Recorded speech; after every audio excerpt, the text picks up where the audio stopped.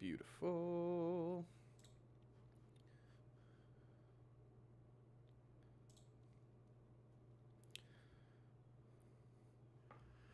All right. Epic. So, as y'all can see, little week 9 recap, baby. Gonna try and shorten it down a little bit from last week because I yapped for literally an hour and 15 minutes straight, and that's a little bit long. But, yeah, I'm gonna try and do this on Mondays. Gonna try and be a little more prepared than I am this week. But I was kind of doing shit this whole weekend, hanging out with homies and whatnot while I was watching the game, so I wasn't able to take good notes or anything. But still watch the games, so without further ado, let's talk about them. Start out with Thursday Night Football, Texans versus Jets. Yeah, I predicted this game correctly. I thought that the Jets would pull off a dub. It seemed like they were due for a bounce back. Plus, I didn't quite believe the Texans were 6-2 good. But yeah, CJ Stroud is having a rough time out there without Big Nico and Stephon out for the season. I don't know what the hell happened to Tank Dell. That's confusing to me because obviously he hasn't had much of a role with Nico and Stephon there, but when they went out, you expected him to be able to do something, but he just doesn't quite look like the player that he was last year, so... Garrett. No, I will not do that. I will not be showing Sack live.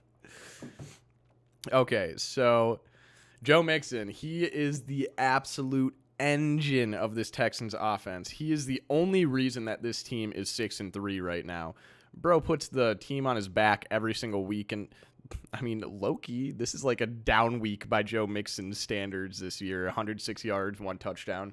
I mean, not actually, but he's been going crazy this year, so good for Joe. Yeah, Tank actually, he did more than I thought he did this week. 6 for 126, so actually a very solid week for Tank Dell. Hopefully he can keep that up, and hopefully he can find the end zone. That would be pretty friggin' cool. Shout out Bobby Tree's geriatric ass. I don't know how he's still in the league, but he's that dude. Dalton Schultz actually might be the slowest player in the NFL. I don't know what the fuck happened to that dude, but he's bad. He's not good. All right, and finally, an Aaron Rodgers-esque game from Aaron Rodgers. 211 yards, 3 touchdowns. That is the old Aaron Rodgers efficiency that we have come to know over the years. Breece Hall with a decent day, 15 carries, 74 yards, an additional 11 yards through the air. Nothing crazy for Breece. And, of course, we all saw the Malachi Corley fumble. Oh, my God, bro. That is one of the biggest bozo moves I've ever seen in my life, man. That is going to be on NFL epic fail compilations for fucking years to come. Buddy really pulled the Deshaun Jackson out there and dropped it on the .01 yard line.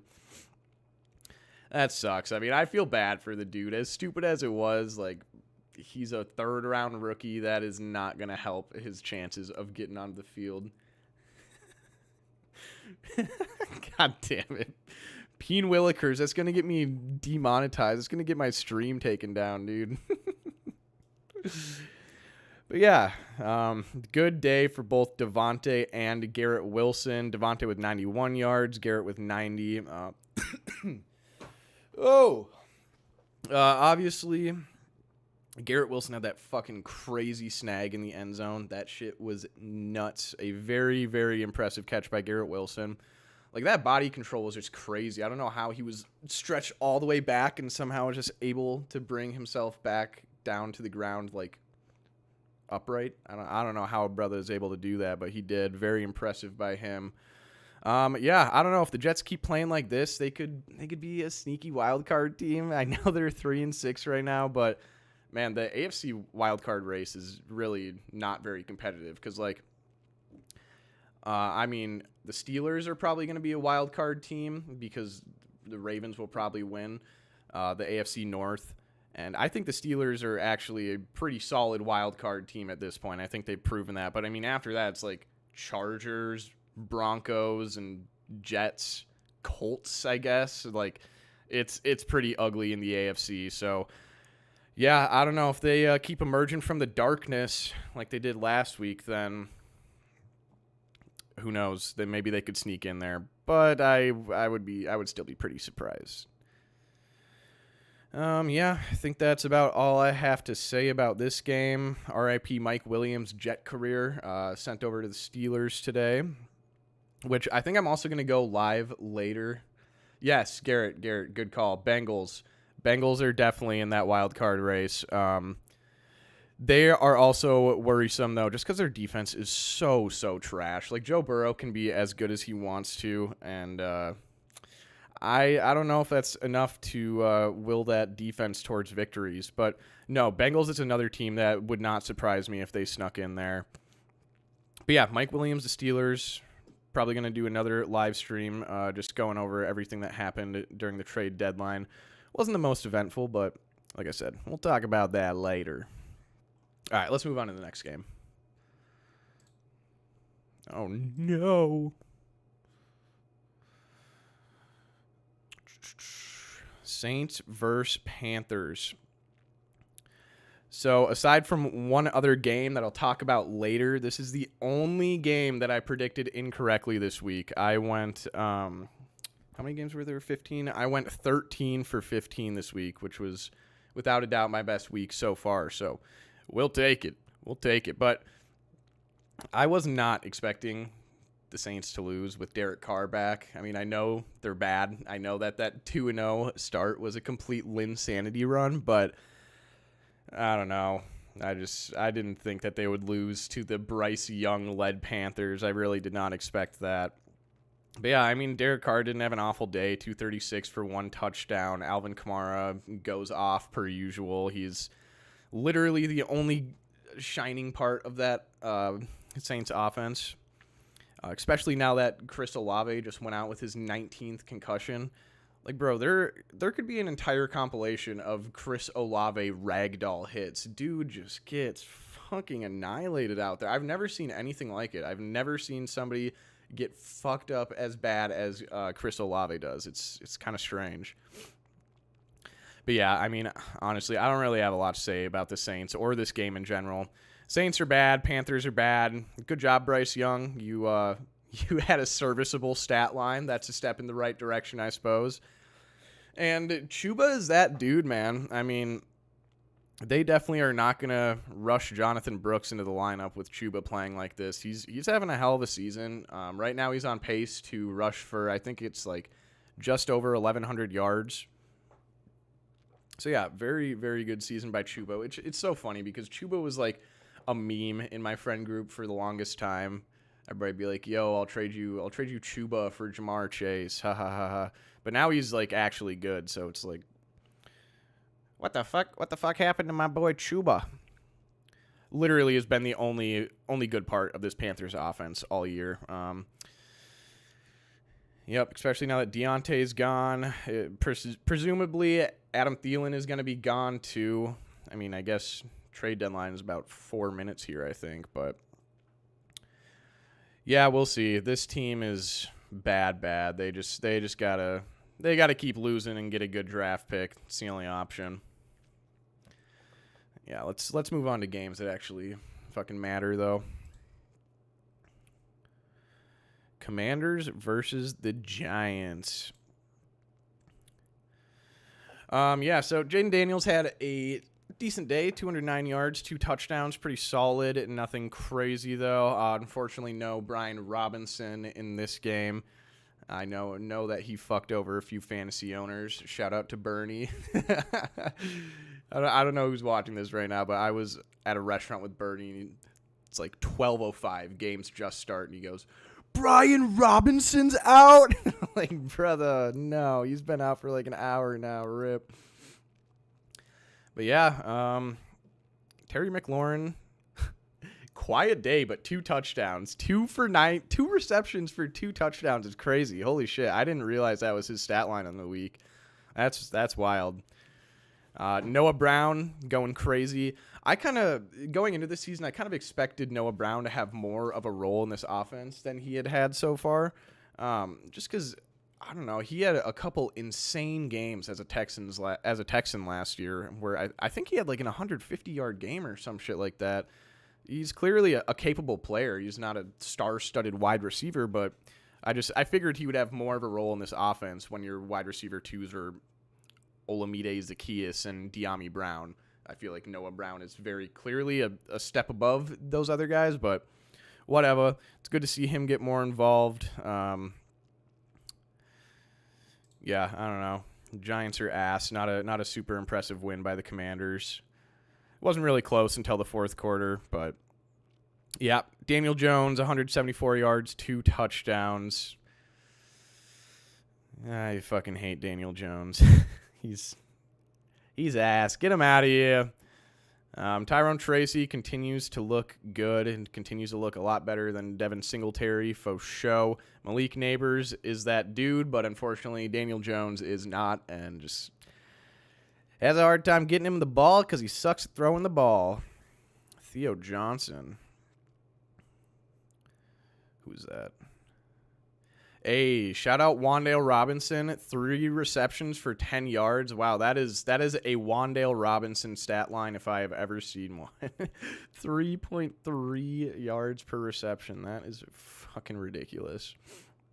But yeah, I don't really have a whole lot to say on this one. Good job to the Commanders for pulling off another dub, but I mean, you beat the shit ass. Good one, guys. Chat's going crazy. But, yeah, no, Giants are bad. Good job, Commanders. 7-2. Who would have thought the Commanders were going to be 7-2 going into this season? I'll tell you what, I certainly did not.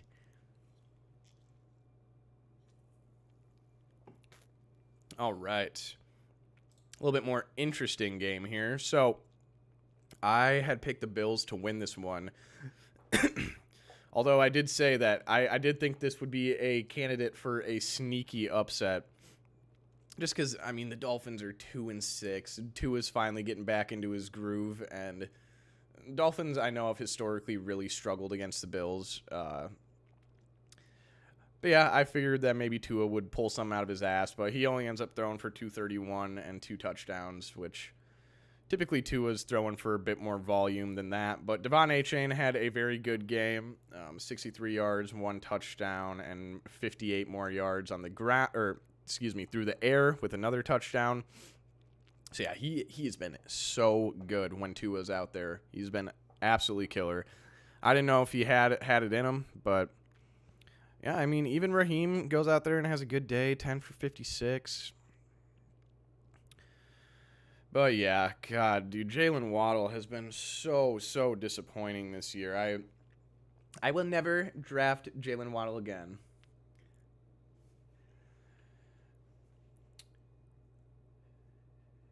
Yeah,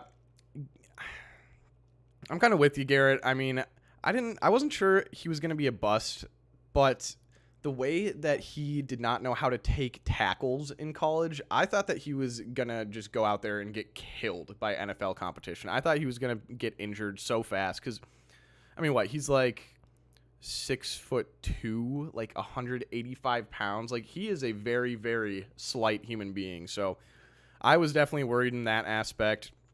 Was never worried about his rushing, but I was curious how his passing would translate, just because, I don't know, I mean, until that last season at LSU, he was never really a great passer. Yeah, obviously he goes out there and wins the Heisman, has a hell of a season, and was very NFL ready because he played college ball for 5 years, so good on Jaden. He's such a fun quarterback to watch. Yeah. Yep. Yeah, shout out OBJ, dude. He's the GOAT, best receiver on the Dolphins. Now, Tyreek Hill has a decent day, but I mean, come on, you got to be getting Tyreek the ball more than 4 receptions a game. That's ass. And Jalen Waddle has 2 receptions, -4 yards, 1 touchdown. I was so mad at that flea flicker at the end because I had Jalen Waddle, and I was like, yo, finally, you got a fucking touchdown. And then they do that flea flicker play, and he ends up running backwards for like 30 fucking yards. And I'm like, dude, there goes all of your fucking fantasy points this week, you fucking idiot. Yeah, no, I'm I'm out on Jalen Waddle. I'm never going to draft him again unless he becomes the wide receiver 1 in an offense. But yeah, Bills. Josh Allen ends up having a nice day. It was kind of a slow start. I'm pretty sure at the end of the first. I can't remember if it was the first quarter or the first half. Sorry, I'm laughing at I prefer the bean flicker play, which for some reason got sent twice in the chat.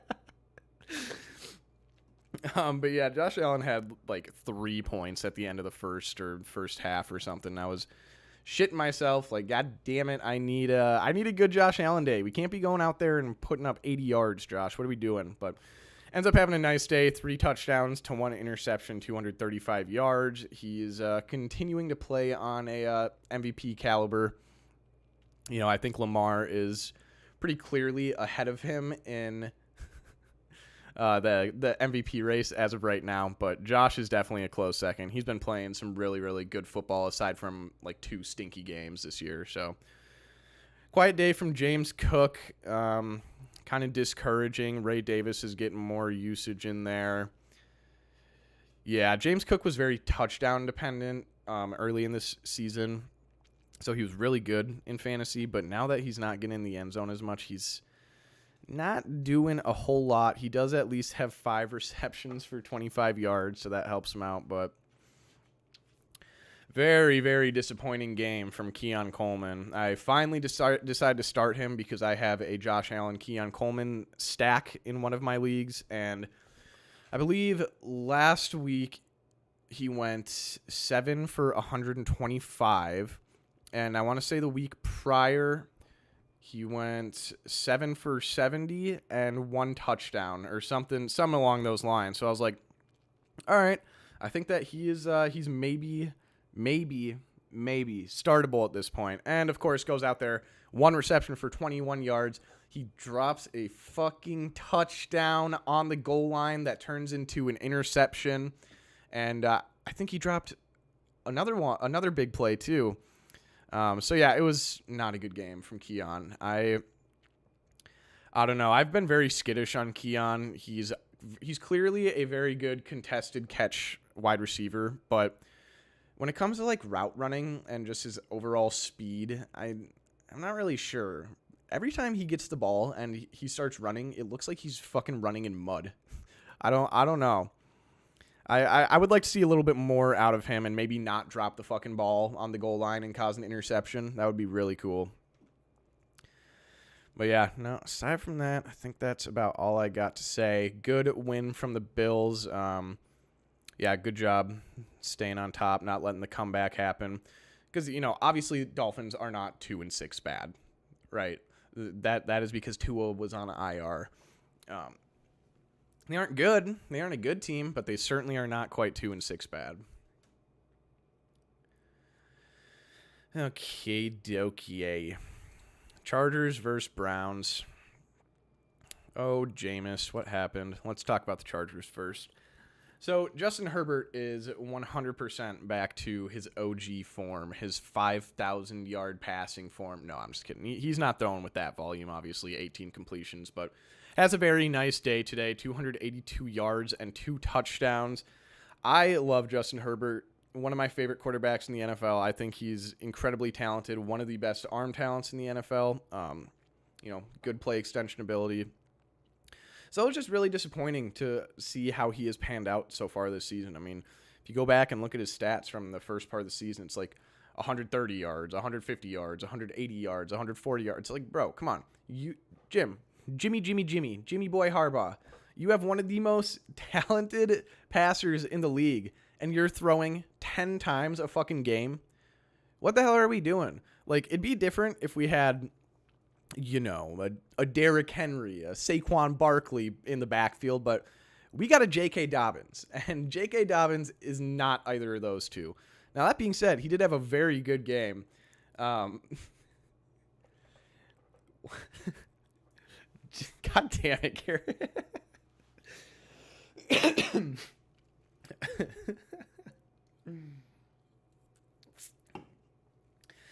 So JK goes 14 carries for 85 yards, averaging 6.1 yards per carry, 2 touchdowns. So hell of a game from JK, but I mean, aside from the first couple weeks, it's been kind of a rough go for him. I feel like if you exclude those first 2 weeks and this week, he's probably averaging like 3.3 yards per carry, some shit like that. It hasn't been great for him. But yeah, no, I mean, he had a good game today when you needed him to. So shout out to JK. I do like JK.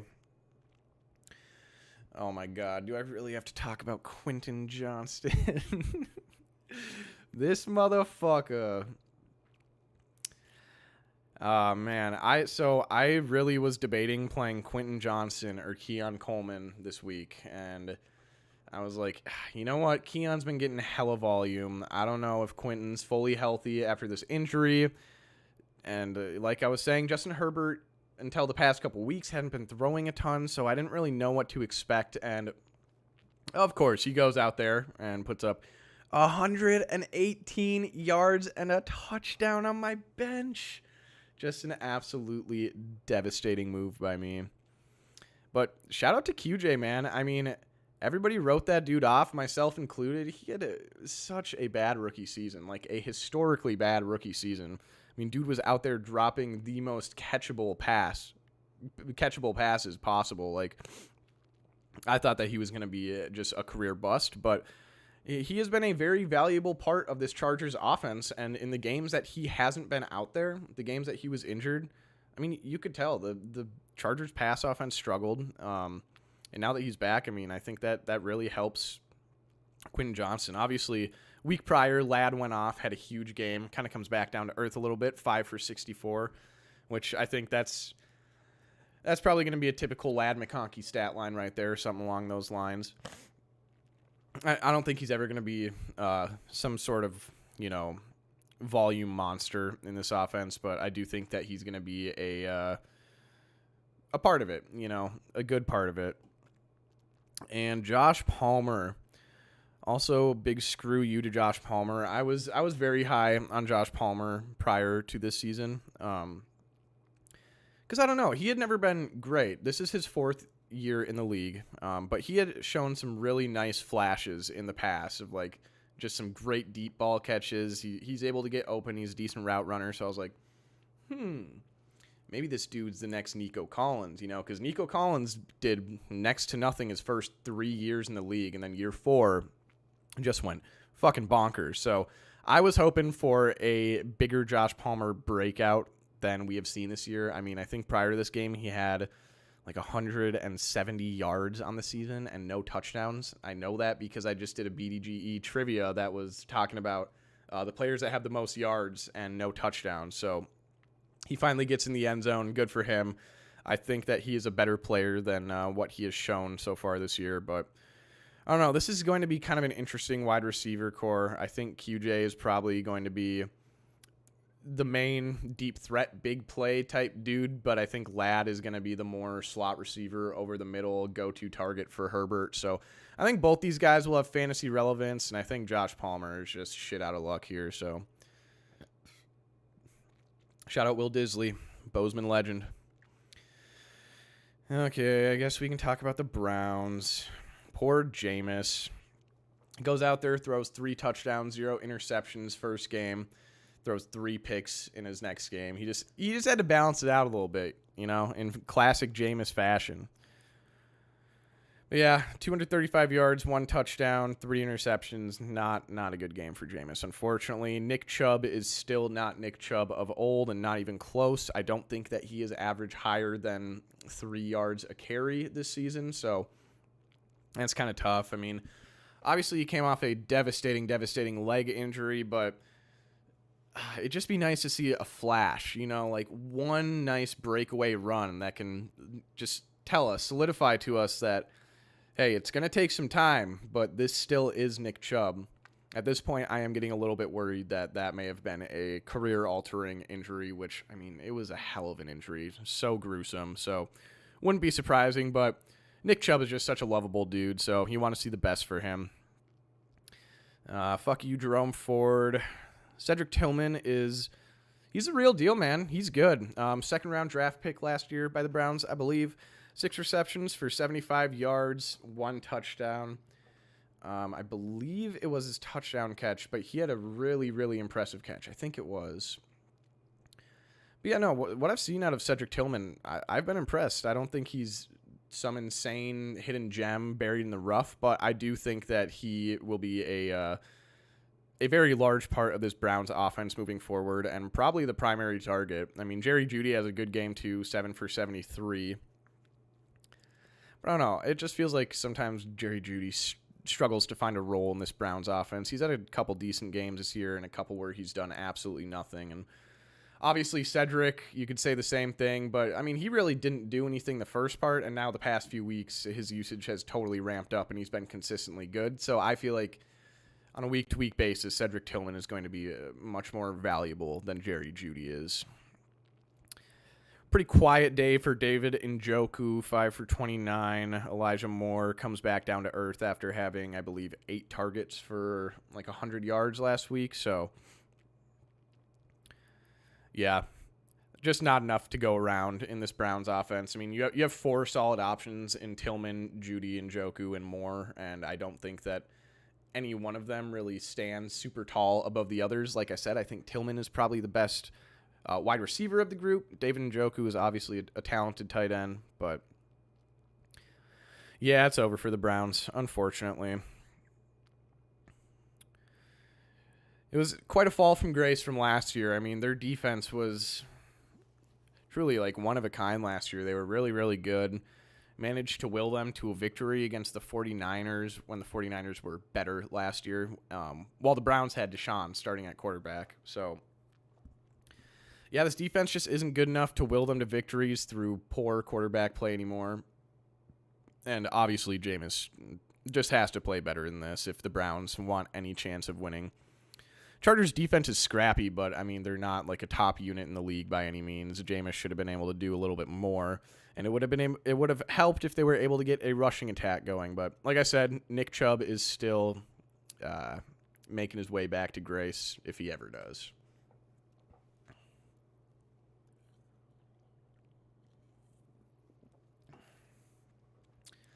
Okay, Patriots-Titans.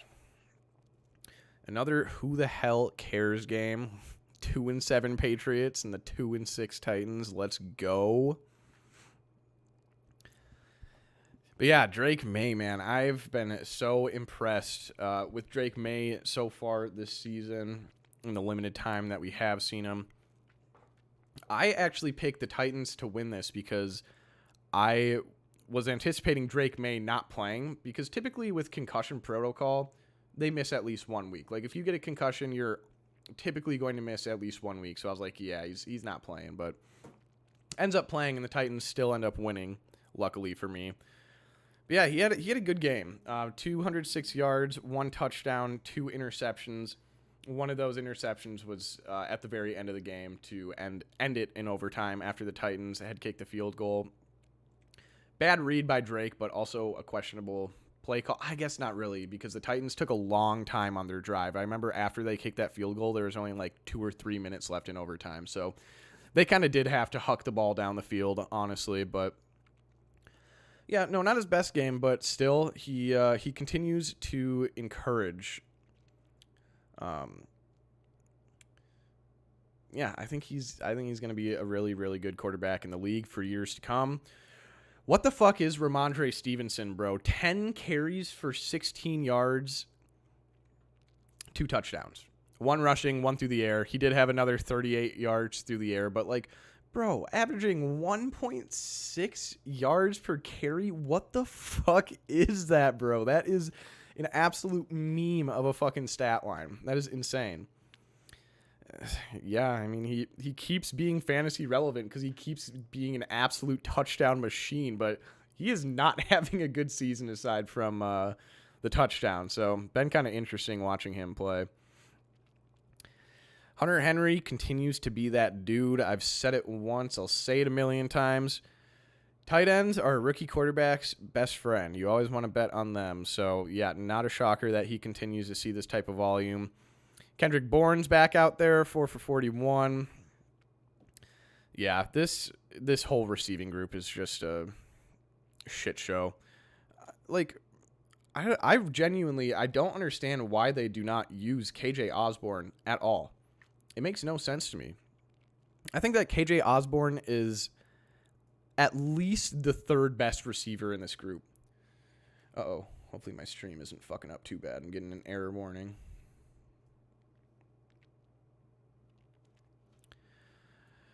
But yeah, no, I mean, I feel like aside from Kendrick Bourne, KJ Osborne is like the best receiver in that group. I mean, he has, 3 seasons with like 600 plus yards for the Vikings. He's proven to be a really good supporting piece in a wide receiving core. I don't understand why they don't use him more. Start throwing the ball to fucking Kayshon Boutte and Jaheim Bell. Jalen Polk's fucking bitch ass. Now, Kayshon Boutte is actually shown he's a pretty solid target. So is Pop Douglas. But, I mean, none of them really stand out. That's the problem. That's why KJ isn't getting any times, because he doesn't really stand out either. He's a good supporting piece in a wide receiver room where they're all fucking supporting pieces. There is really not a clear star in this wide receiving room. Like, yeah, Kendrick Bourne is definitely the wide receiver 1, but it's Kendrick Bourne after all. Yeah, I don't know. I don't know what to say. Would have liked to win that one, Patriots, but it is what it is. As for Titans, I totally thought that Will Levis was starting this week. So when I made my prediction of the Titans winning, I was anticipating Jacoby Brissett versus Will Levis. So that's kind of why I picked the Titans. Ended up being the complete opposite of that, and still got the pick right, at least. But yeah, another Mason Rudolph, 1 interception. Tony Pollard continues to have a very, very solid year. So shout out to him. He was very disappointing last year, but it's good to see a bounce back from him because I do like him as a player. I do. Incredibly disappointing. Calvin Ridley, 5 for 73. A good day, but it was... Wait, what the hell? What is going on? Hey, y'all in the chat, can you see my stream right now? Can you hear me? I'm getting weird error messages.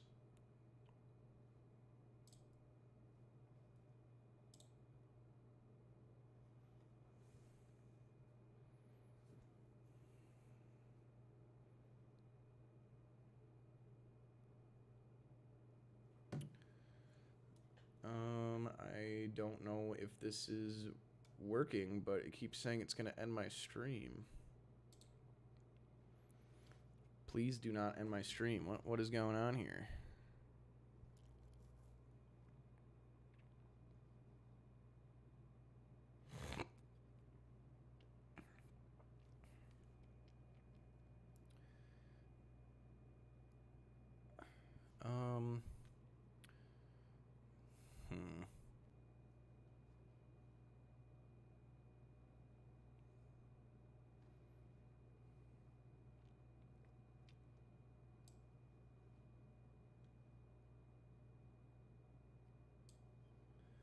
Okay, I restarted OBS, and now it says I have excellent connection. So, fingers crossed, we should be fixed there. But, as I was saying, solid week from Calvin Ridley. Wasn't quite his last week where he went for, 130 yards, was it? Something like that. But Nick Westbrook-Ikini, he has emerged. I mean, it's kind of weird to me how they hadn't used him at all this year, just because I feel like the past couple years he at least been like a consistent role player in this offense. You know, he wasn't getting any big volume, but I think he was putting up like 400, 500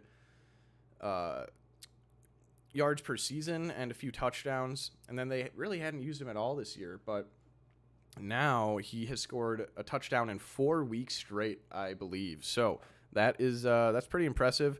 Nick Van Nett, I had literally never heard of that person in my life until he scored this week. Some white tight end per usual. But yeah, I mean, I don't know what to say about the Titans. Y'all are in a shitty place. Will Levis needs to get his shit together if he's ever going to come back from his injury. Needs to learn how to stop playing bozo ball out there. And Mason Rudolph is a fine backup in the league, but ultimately he's not going to win you many games. Congrats. He got you a win over the 2-win Patriots, but no, aside from that, I mean, this Titans team, I don't really understand why they aren't looking to sell Jeffrey Simmons. Like, they need to go full rebuild mode, in my opinion. Because what talent is on this team? Genuinely. I mean, you have your geriatric wide receiver core and Calvin Ridley and Tyler Boyd. Shigo has not done anything since week 1, basically. Tony Pollard is like your only good offensive player. Blow it up, Titans. Just blow it up. God damn it. It's time to do it. This team sucks. That was not a fun game to watch. Until the very end when Drake May had that insane play to take him to overtime. His little scramble down there, and then oh shit, who ended up catching that game-winning pass? Nah, it doesn't matter, but it was a really, really nice play by Drake May there.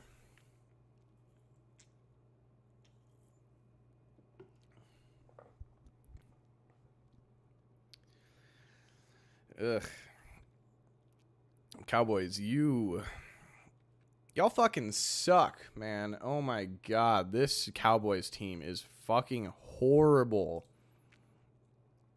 Dak, what the hell is this stat line? 133 yards for 1 touchdown. You know, obviously he went out injured, but he's been playing like ass, bro. Like, you are the highest paid quarterback in the league. You better fucking act like it, man. Cooper Rush comes out there and puts up damn near the exact same stat line. Like, yeah, not a good look for Dak. Of course, everybody saw that clip of Dak on the sideline going, "We fucking suck." And it's like, yeah, you do, buddy, and you're a big part of that. You have a lot to do with that. Rico Dowdle had a good day today, or yesterday, I suppose. Sunday, Jesus Christ. 12 carries, 75 yards, 6.2 yards per carry, and obviously he had that crazy fucking catch in the end zone for his touchdown. Completely fucking biffed the initial catch, like awful. If he wouldn't have saved that, that would have been so bad by Rico Dowdle, but completely misses it initially, juggles it around, and pulls it in at the last second for a touchdown. It was a pretty cool play. But it could have been very bad. CeeDee Lamb, 8 for 47. It seems like he is injured, and they kept on playing him. Taking big risks with your star player for fucking what? I mean, you guys are 3-5. Like, just sit the dude down and let him fucking heal. You guys aren't going to do anything with it, especially now that Dak's gone anyways. So just let him heal, man.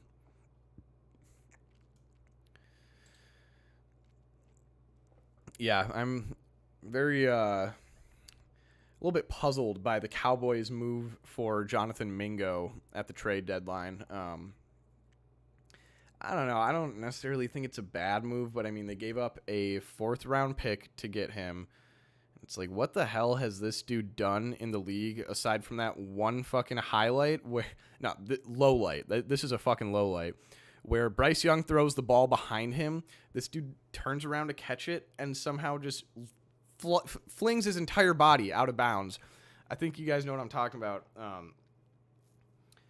But yeah, no, I mean, Jonathan Mingo is nothing special. Certainly, I don't think he's worth a 4th-round pick. I mean, that's a similar package to what the Chiefs just gave up for DeAndre Hopkins. And it's like, why are you buying right now, Cowboys? I don't really understand.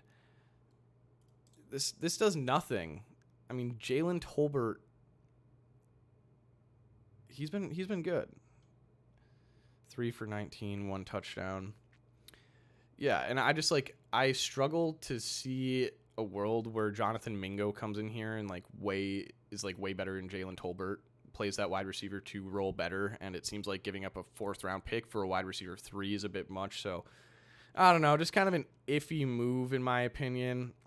We'll see how it plays out. I mean, if Jonathan Mingo does end up establishing a nice rapport in this wide receiver core, then, I mean, nobody's going to talk shit on this trade. But as of right now, I'm a little iffy on it. Kirk Cousins continues to be that fucking dude. Big Kirko chains, baby. 19 for 24, 222 yards, 3 touchdowns.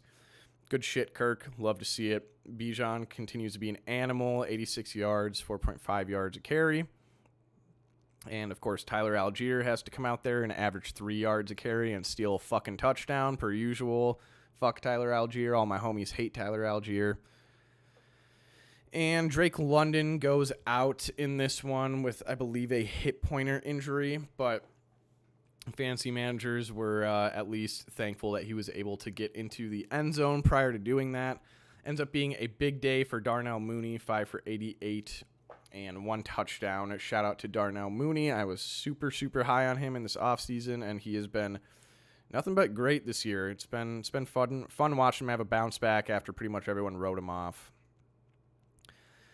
And, of course, the stinker by Kyle Pitts. They're bound to happen every few weeks, but fantasy managers, I would not be too concerned. I'm sure that he will be back. I mean, him and Kirk have very clearly established a good connection, relationship at this point. Kyle Pitts has clearly shown himself to be a threat in this offense, so just a down week. I wouldn't worry about it at all. But yeah, I mean, good job, Falcons. Fucking 6-3. Hell yeah. I kind of figured the Falcons would end up winning the NFC South, but right now they're kind of pulling away with it. And, you know, that's obviously due to, in part, that the Buccaneers are injured to hell and back. I mean, Mike Evans out, Chris Godwin out, and even Jalen McMillan wasn't playing last night. So, yeah, Falcons will probably win it. And if not, I still think that they could easily make the playoffs, barring a complete fucking meltdown. So, yeah, I mean, I'm one of those Vikings fans that I was always cheering for Kirk. I hated the unnecessary hate that he got for chasing the bag. It's like, hey, you got to do what you got to do, brother. And plus, it was time for the Vikings to move on from him anyways. So, love to see him have success over in Atlanta.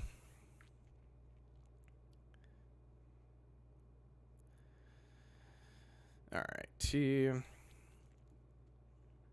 Okay, I'm going to try and speed this up a little bit because I said I was going to try and do this a little faster than last time, and we're already at 45 minutes. Yeah, Raiders. Oh, Desmond Ritter season, yeah! This is bad. You never want to see Desmond Ritter and Gardner Minshew on your fucking stat sheet. That is... bleh. Yak City.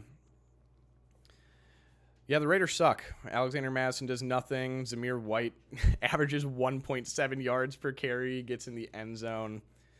This team is horrible, bro. Jacoby Myers and Brock Bowers are like the only good part of this team, and I love both of those players, so hopefully Jacoby gets moved at some point. I want to say he signed a 3-year contract with the Raiders. Yeah, that's right, because the Patriots got rid of him, and they signed Juju to a 3-year contract that was worth the exact same amount of money as the contract that the Raiders signed Jacoby Myers to for 3 years. So, laughable move by the Patriots per usual. That's Bill Belichick as a GM for you.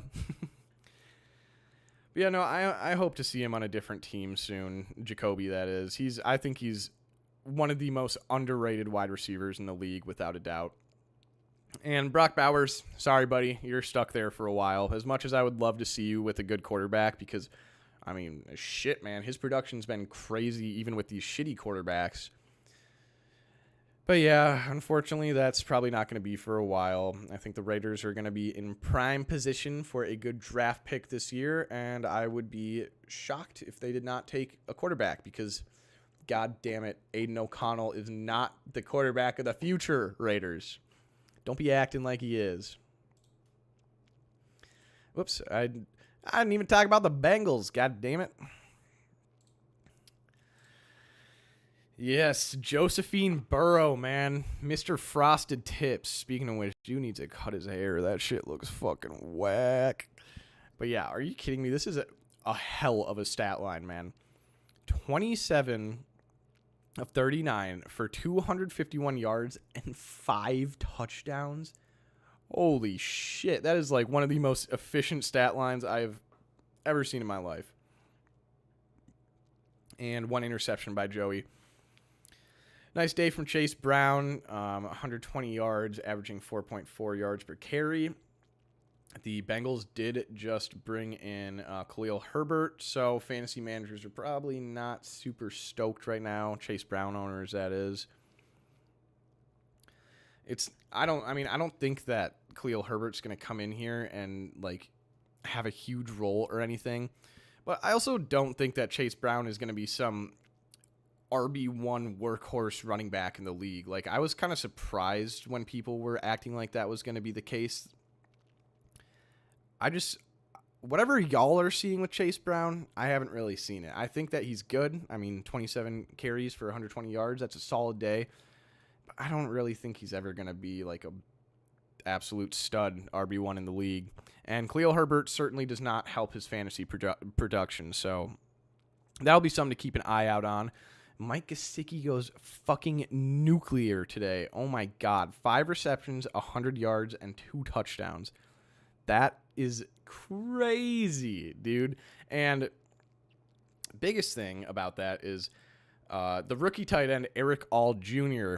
went out with I want to say he tore his ACL. It was something very serious, season ending.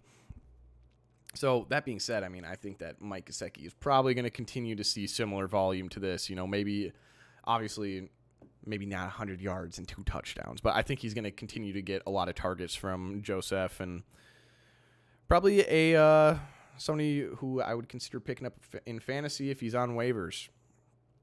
Quiet day from Jamar Chase, 7 for 43, putting up them Wan'Dale Robinson stat lines. And yeah, I mean, this is literally all tight ends and Jamar Chase. Mike Gesicki, Eric All, Drew Sample, Tanner Hudson. The Bengals throw the ball to a lot of tight ends, which is kind of interesting. But yeah, I don't know. Like I was talking about earlier with my buddy in the chat, I think the Bengals are definitely a sneaky wild card team. Although, their defense is just fucking horrible. I mean, they won in very, very convincing fashion, but they still let the fucking shit-ass Raiders put up 24 points on them, so not great. I kind of want to look at their schedule for the rest of the year. Ravens,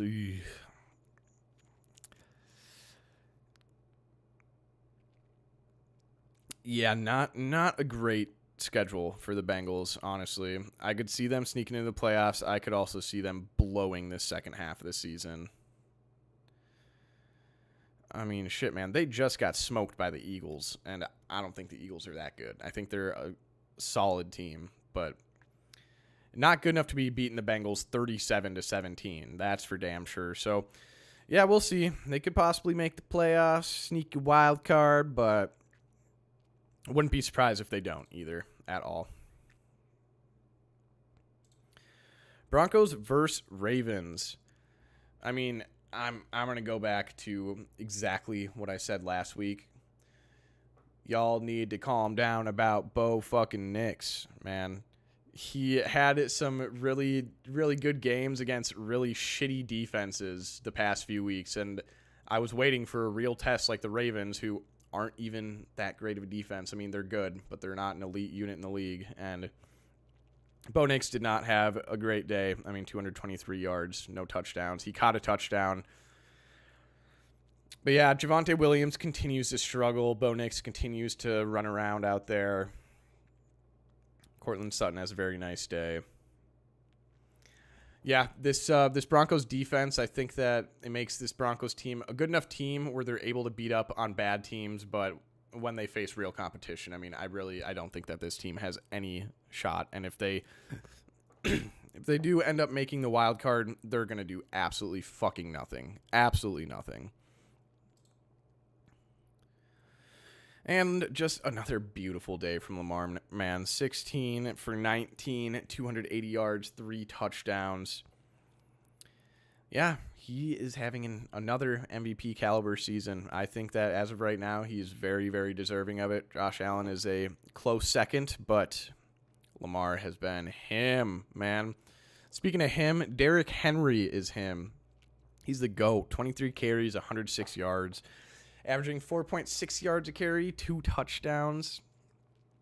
man, he has been a menace. What an absolute just steal this offseason by the Ravens. I mean, I think the contract for him is great. It was a great pickup.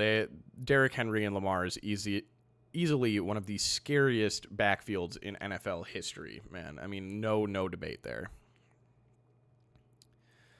All right, and then Zay Flowers goes out there, has a hell of a day, 127 yards on 5 receptions and 2 touchdowns. He's been really, really impressive. I mean, he's just such a shifty little motherfucker, and, you know, for my own selfish purposes, I want Deontay Johnson to come in here and be good, you know, command targets in this offense, but, you know, because I have him on fantasy. But at the same time, I really love Zay Flowers as a player, and I want to see him just continue to succeed out there. Another quiet day from Mark Andrews, and same with Isaiah Likely. Yeah, I mean, this was an easy one for the Ravens. No worries there. Cool. Yeah, I don't have much to say about that game. Really nothing to take away. Broncos are a mediocre team that beats up on bad teams. Ravens are a legitimate contender. Bears versus Cardinals. Fuck you, Bears. Love to see that. I picked the Cardinals to win this game. I was very stoked on that. Caleb has a quiet day, 217 yards, no touchdowns, no interceptions. He continues to run around in the backfield like a fucking chicken with its head cut off. DeAndre Swift has a very quiet day as well. Just a rough day for the Bears all around, aside from Rome. Rome was the only fantasy-relevant player on the Bears this week. Yeah, I mean, they are the exact same formula as the Broncos. Like, they are such similar teams. These are two teams who are mediocre. They're decent. They have talent. They have good defenses.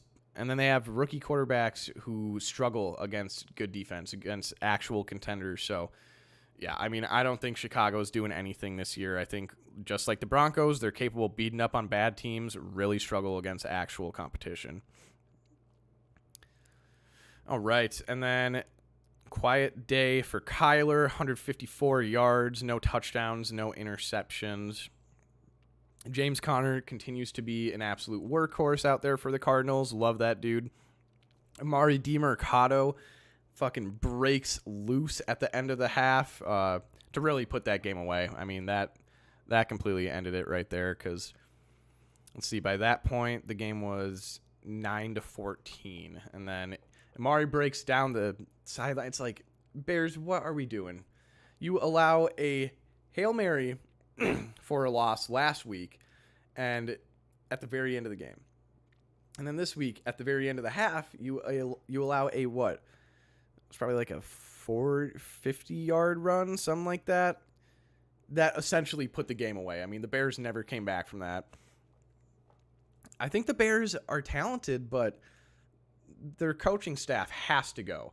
The fact that Matt Eberflus is still there is just absolutely baffling to me, frankly. I mean, I get it. Everybody wanted to put the blame on Justin Fields. Oh, it's all Justin Fields' fault. Look how bad he is. No, this is Matt Eberflus. All the shit that is causing the Bears problems is stemming from poor coaching. They need to move on from him. I really, really do not understand why they kept him for the beginning of the Caleb era. I thought for sure that even if they got rid of Justin Fields, they were going to get rid of Matt Eberflus too. But nope, Justin Fields was just a scapegoat, so Matt Eberflus could continue to be a shitty coach. But yeah, overall takeaways from that game, I still think the Cardinals are a very, very feisty, fun-to-watch team.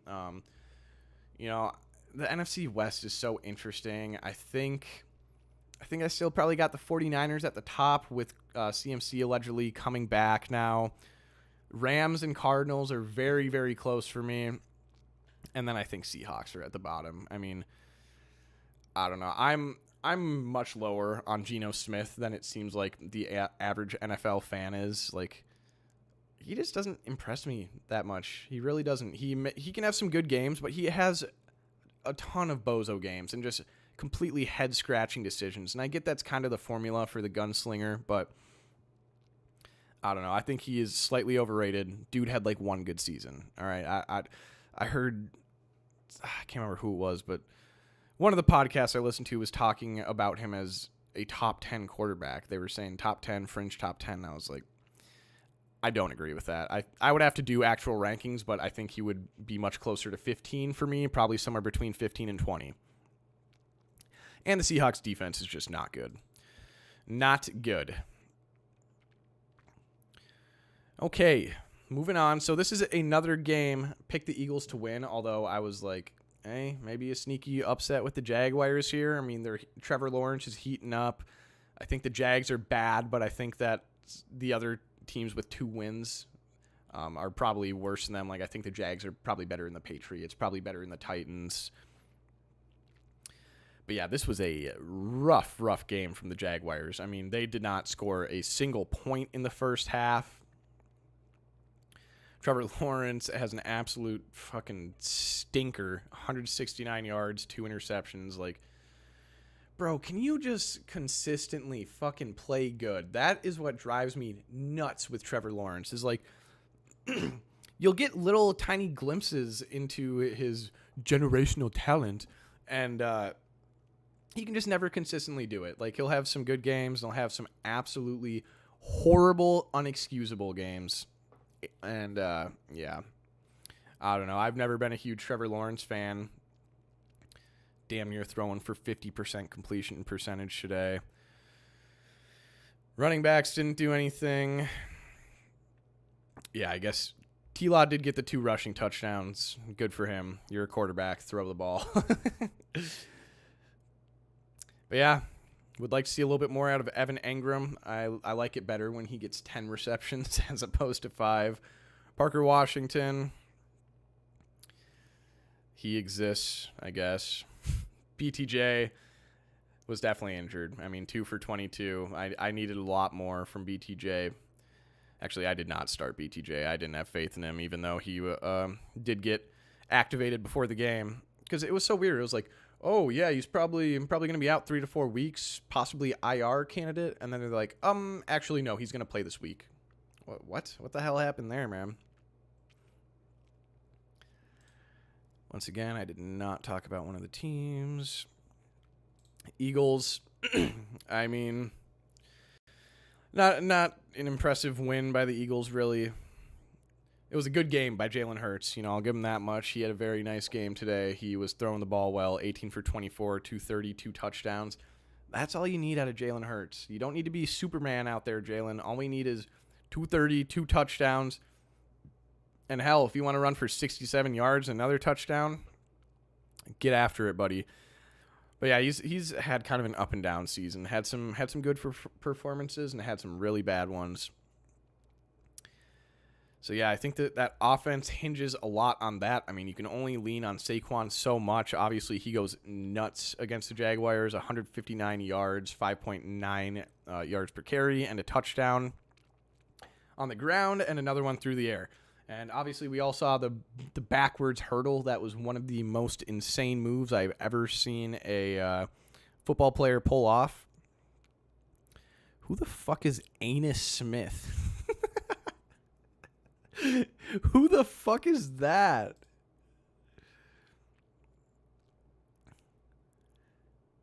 He's a running back and wide receiver. Okay. Interesting. I've never heard that name before.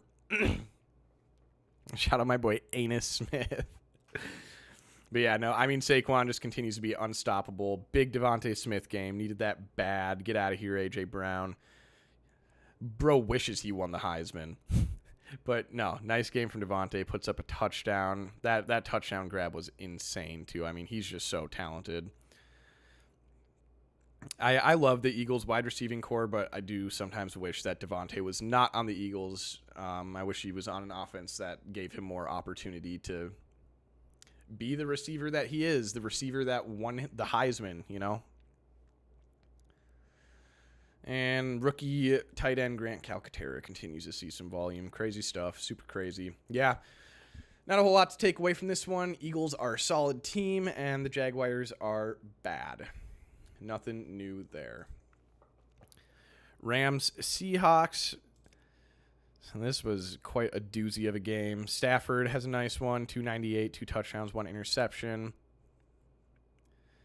Oh, Kyron didn't get in the end zone for once. Look at that. Big game from Cooper Kupp. Huge game from Demarcus Robinson. Shout out Puka Nacua for throwing a punch and getting ejected. That was really, really cool. I ended up winning the league that I started Puka in, but I literally only won it by 2 or 3 points. So I was on edge because of Puka, to say the least. Yeah, this is another kind of ugly game from the Seahawks. Come back to tie it at the end to send the game to overtime. But, yeah, I don't know. I mean, this is what I'm talking about, man. Like 363, 3 touchdowns, 3 interceptions. Bro, if that was even 1 or 2 interceptions, that would be a wildly different story. But 3 interceptions, like, that just does not give your team very much of an opportunity to win the game, unfortunately. Kenneth Walker with a pretty decent day. Goes for over 100 yards from scrimmage. Jackson Smith-Njigba has the fucking game of his career. Are you kidding me?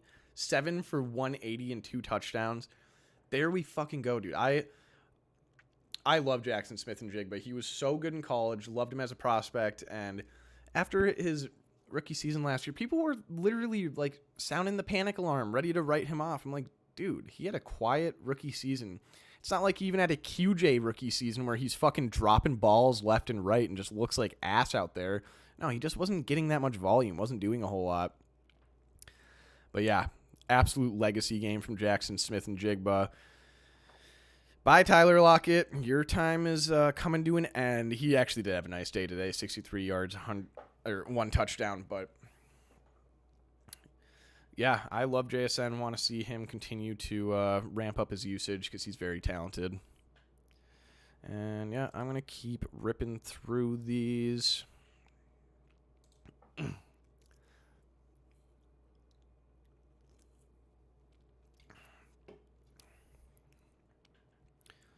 All right, Lions, Packers. Yeah, rough one from the Packers. I mean, this score does not reflect how close this game was. This was not a 10-point game. The Lions went out there and absolutely spanked the fucking Packers. Like, Packers looked bad. Jared Goff continues to have the most insane stat lines of all time, 145 yards and 1 touchdown. Both Demont and Jameer have solid days out there. Amon-Ra gets in the end zone, stands on his head for a touchdown. Yeah, I mean, I don't have anything to take away from the Lions. This is what I've been saying. They have the best running back duo in the league. They have a quarterback who's playing some of the most efficient football we have ever seen before. And obviously they have Amon-Ra, Sam Laporta, Jameson Williams if he learns how to not be fucking suspended. And yeah, that was a tough one, Packers, not going to lie. Really, really bad. Jordan Love was clearly not healthy. Frankly, I think they probably would have had a better chance of winning if they would have just started Malik Willis, but it is what it is. As a Vikings fan, we'll take the loss. We'll take the loss. But yeah, 273, 1 interception. I think, yeah, that interception was so bad, bro. Was that Will Levis out there, Jordan Love? What the hell was that, dude? He was like stumbling and just panicked threw the ball right into the other team's hands for a pick 6. That is how you don't win football games right there. That is how you throw the game away right there, Jordan Love. And of course, you're very familiar with that because you love throwing interceptions, but I don't know. I'm definitely being a bit harsh, but I don't know. I'm disappointed. As much as I dislike the Packers franchise and organization as a Vikings fan, I really like Jordan Love. I think he's a good quarterback, but he needs to clean it up, man. This is not the Jordan Love that we saw at the second half of last season. This is not the Jordan Love that got paid as the highest. Jesus Christ, can't talk. Was the highest paid quarterback this offseason. Yeah, I don't know, man. He's got to clean it up because the Packers are not going to be able to do anything if he keeps turning the ball over the way that he does. Josh Jacobs continues to be very, very nice for the Packers. Emmanuel Wilson gets in the end zone. Jaden Reed has a nice day. And, yeah, I mean, we all know how the Packers receiving room goes. It's an absolute smorgasbord every single week. Yeah. Takeaway from the Packers, I don't know. I don't think they're that great, honestly. I think they're a solid team. I think they're top 10.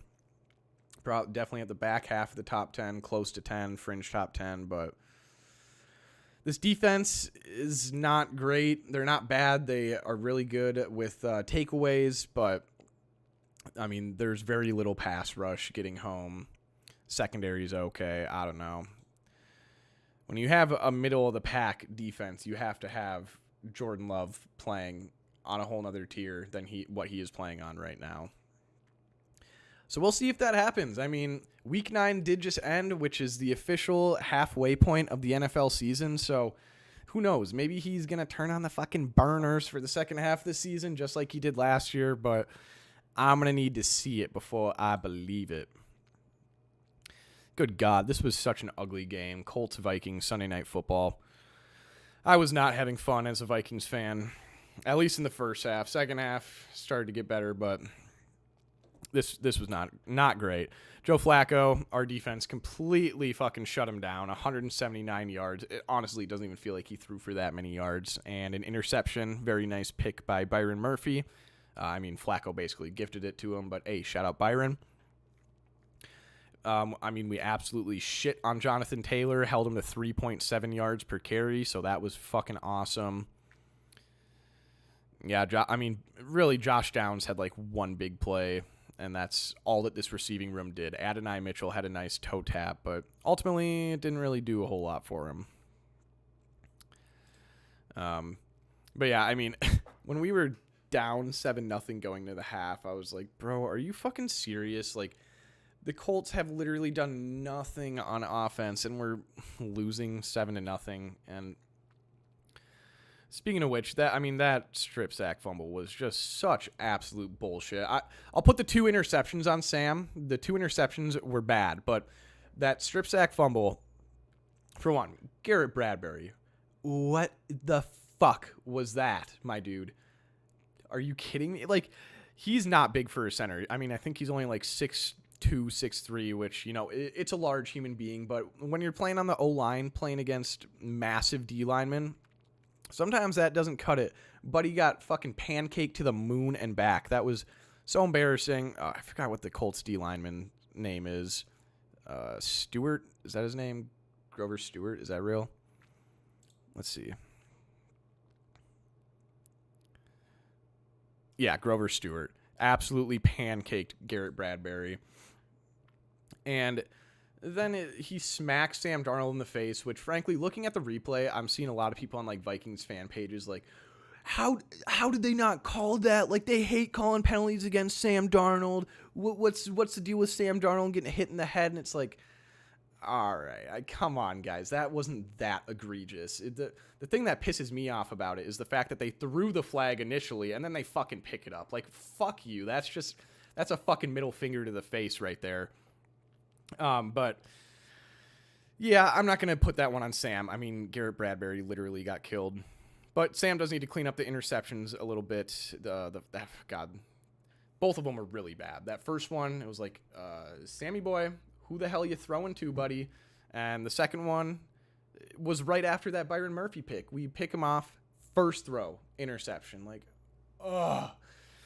So, yeah, this is definitely a frustrating game to watch as a Vikings fan at times. Thankfully, we pulled off the dub, but this score does not reflect this football game very well. I mean, the Vikings completely dominated in pretty much every facet. They just got lucky with the strip sack fumble, and that's about it. But yeah, Aaron Jones didn't have a great day, but I mean, he didn't go out there and put up a stinker. Cam Akers looked really nice. He had a couple nice breakout runs, which I've always been a huge fan of Cam Akers. I was pretty stoked when they brought him back. Still makes me laugh a little bit that we literally did the exact same deal with the Texans as we did with the Rams last season to bring him back this year. So,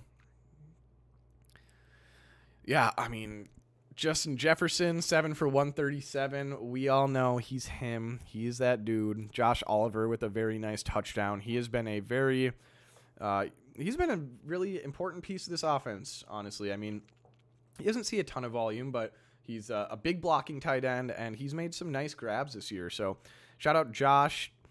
Obviously, we see TJ in his return, 3 for 27. Didn't do a whole lot, but I mean, that's all right. Let's get him back in there, ramp him up slowly, and just get him back to full speed. We don't need to throw him in the deep end or nothing like that. And Jordan Addison with the fucking one-handed snag in the end zone. That was a sick play by Jordan. And Jalen Naylor finds the end zone again. It's just funny. He's been a bit of a red zone threat this year for sure. Much more so the first few weeks, but yeah, no, I mean, he's also been a very important part of this offense. A very reliable wide receiver 3 for us. So, shout out Jalen Naylor. Okay, so I said it at the beginning of the stream. I went 13 for 15 on my picks this week. I picked every single game correctly except for Panthers Saints and Chiefs Bucks. And if you go back and watch my picks video, I literally was like, I have no good reason for picking this injured-ass Bucks team to win. I just want to see the fucking Chiefs lose. And damn it, they almost fucking did, man. I mean, gotta love Baker Mayfield. He goes down there and gives the Bucks a chance, ties the game up. And, of course, Patrick Mahomes works his fucking black magic witchcraft and wins the coin toss per usual. And I'm sure y'all have probably seen that clip on social media of Baker after he loses the coin toss, is fucking dead inside, like, oh. And unfortunately, Baker's defense just never gives him a chance to go out there and win the game for him in overtime, which is very, very unfortunate. I really wish they would change those overtime rules. Like, it really doesn't make any sense to me why the other team does not get a chance to at least score a touchdown if the team who starts with the ball does. Like, why is it all on the defense's shoulders? It doesn't really seem like fair overtime to me, but whatever. Chiefs continue to win in extremely unimpressive fashion. Congrats, Patrick Mahomes. You beat a Bucks team that is injured to fucking hell and back, man. You should feel really good about yourself. You should feel really good about all your one-score wins this season. This Chiefs team is totally deserving of 8-0. Nah, fuck the Chiefs. Patrick Mahomes does actually have a really nice game today, though. 291, 3 touchdowns, and obviously D-Hop goes crazy today. Let's see, what was the stat line? 8 for 86, 2 touchdowns. Big day for D-Hop. Nice day for Kelsey as well, and Kareem Hunt also just continues to be an absolute workhorse and a red zone threat. So, yeah, I fucking hate this team. I hate their formula. I hate Patrick Mahomes. Just fuck them all. I want them to lose, and they continue to win. What you gonna do? Except fucking cry about it on live stream to all 3 of my viewers. But yeah, I mean, that is the last game of week 9 right there. I believe I'm going to hop on later and do a quick little recap of the trade deadline, although it wasn't really the most eventful trade deadline. And I'm also going to upload my late night waiver wire pickups for tomorrow. Tonight. Going to upload that tonight. And yeah, also with week 9, I'm gonna do mid-season awards later this week. MVP, Offensive Player of the Year, all that fun stuff. Since we are at the halfway point, thought that would be a fun video. But yeah, with that is gonna do it for this stream. Thank you guys all for tuning in. I appreciate you. Like I said, I'll be back soon. Leave a like, click that sub button, baby. Love y'all. Bye.